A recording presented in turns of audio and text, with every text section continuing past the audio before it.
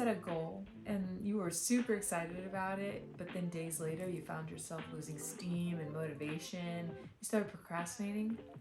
Well, then stick around because today we're gonna get down to the core of setting those goals and, more importantly, how to achieve them. Hi, I'm Davia, and here we focus on a healthy mind, body, and spirit. So if that's something that you're interested in, click the subscribe button, the like button, and the bell for notifications every time I post a video. The power of why. First off, the big, huge question, why? This is super important and a very strong first step as to why you might be struggling to achieve your goals. If you haven't figured out the very root of why achieving this goal is important to you, you might struggle with finding that motivation to keep going when things start to get hard. Is this for personal reasons, for your family? What is achieving this goal going to bring to you? How is this going to benefit you in your life? Figure out what the very root of your why is and realize if it's something that's not strong enough, it's not going to be able to propel you forward. So, quick tip on how you can find a stronger why. Personal story. I was struggling to get back into the gym. I was an enthusiast for fitness and I slowly transitioned out of working out in the gym because I do other forms of fitness, but I did want to bring it back. So I tried to figure out a why and I couldn't think of anything. Why? Well, because I'm losing muscle mass and I want to gain it back. That's not a strong reason why. So I was having a hard time being motivated in the gym. So I sat there and I thought, well, why do I want to gain more muscle? I already have muscle. And then I thought, because I want to have strong muscle that will last a long time so that I can live a long time and be active and healthy for a longer time. That's a much stronger why. But even why that? Why do you want to live a long life and have enough muscle to carry you through your old age? Because I want to be active, out and about. I have a passion to travel and I want to be able to go hiking and see the world, explore, do things, maybe play with grandkids when I have some. You know, these things are starting to get deeper than just I want to look a certain way or have a certain amount of muscle, right? So just keep getting down to the root of that. You can even go deeper. Why do you want to play with your grandkids? Because my grandparents weren't as active and couldn't play with me as much. So, you know, it can get really deep if you just keep asking yourself why until you get to a strong root cause of why this goal would be really important for you to achieve. That's the first step. Embrace choices and opportunities. Every goal presents itself as both a choice and an opportunity. It is a choice because you get to choose if you do it. Nobody is forcing you to do anything. It's in your control.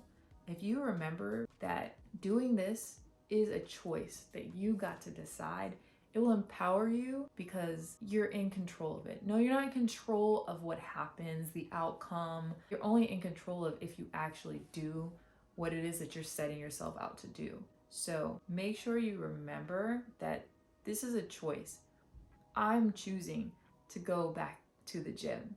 That is a choice that I'm making. Will I actually gain more muscle from it? We'll have to find out. But I get to choose to go to the gym. No one's forcing me, right?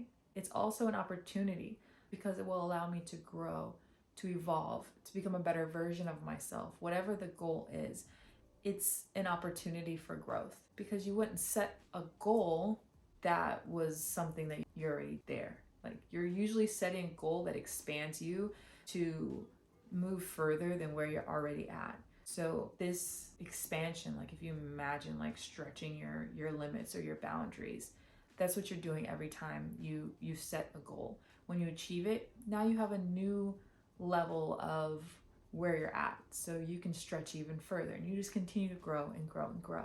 So you're in control of that.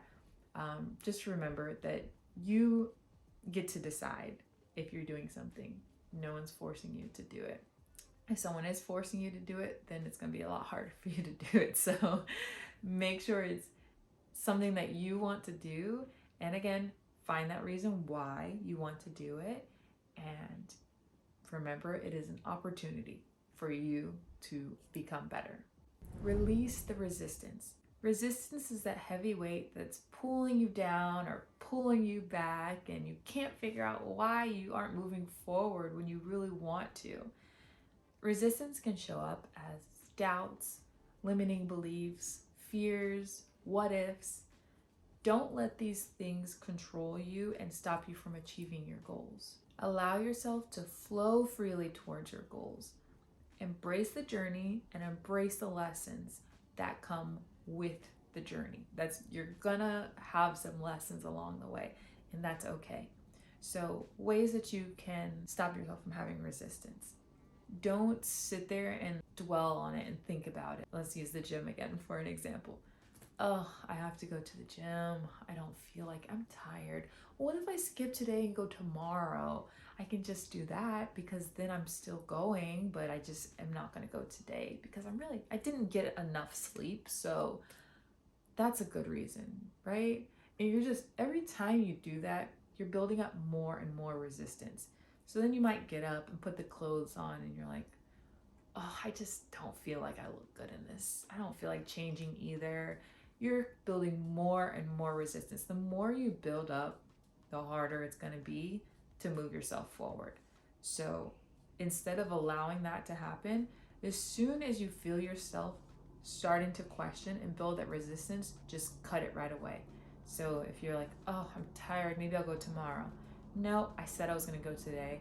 I'm going to do it because I am choosing to go today since it was a choice that I made. So I'm going to follow it. The joy in small wins. While the big goal is the dream, the little achievements along the way are your milestones.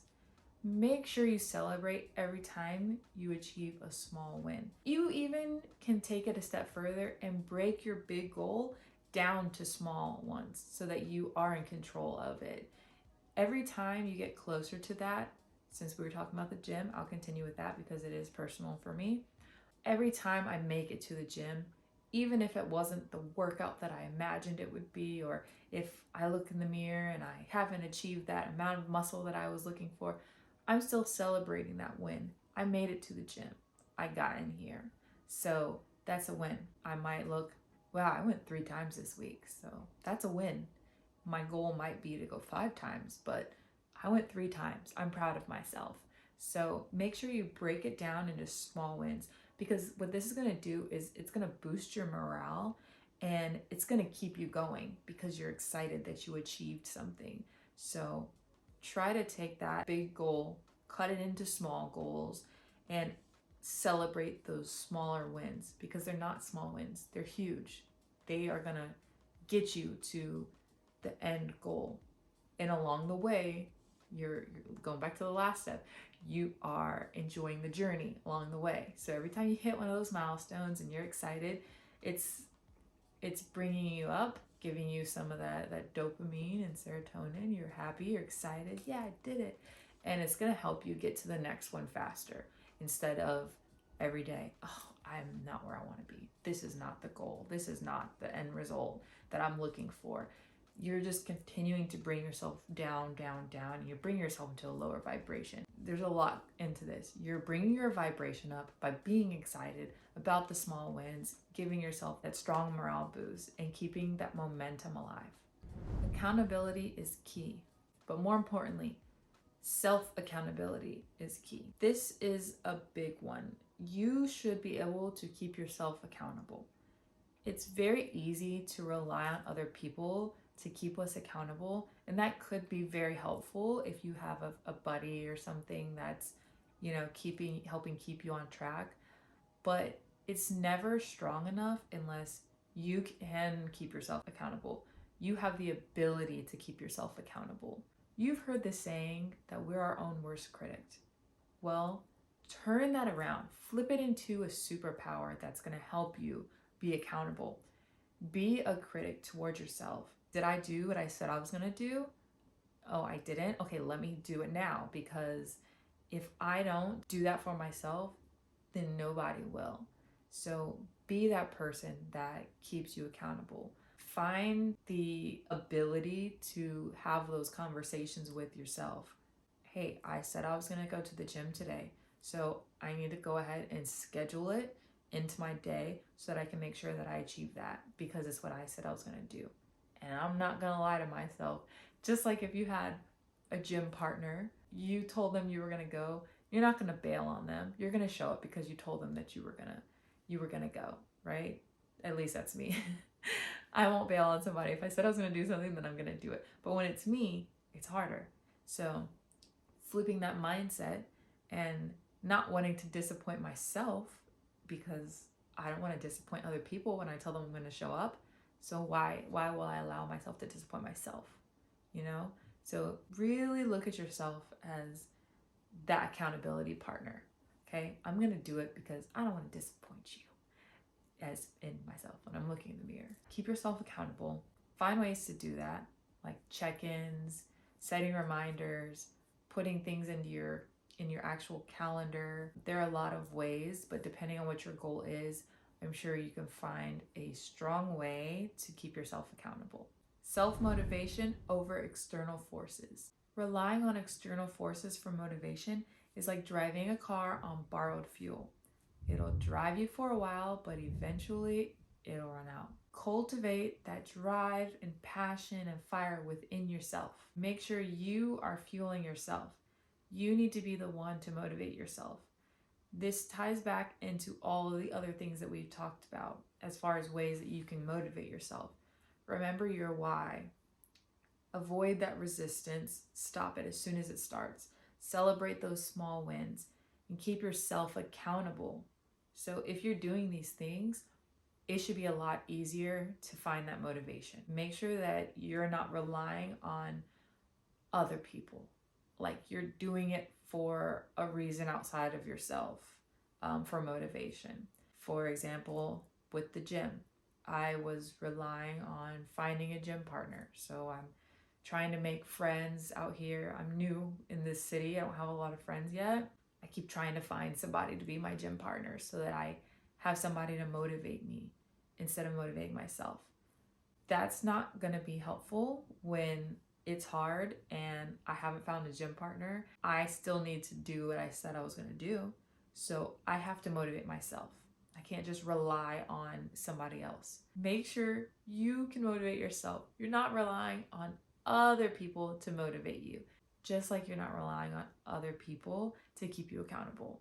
Self-motivation is key. In the grand journey of achieving your goals, remember, it's not about the destination, it's about the journey, the growth, the learnings, the person that you became along the way. This is what is super important. If you remember this, then it'll make achieving your goals a lot easier and a lot more fun. Let's set those goals and achieve them. Make sure to like, share, and subscribe if this video resonated with you. And don't forget to drop your personal goal achieving tips in the comments down below. Together we will grow. See you next time. Got my notes. Achieving, but also, okay, and then found yourself.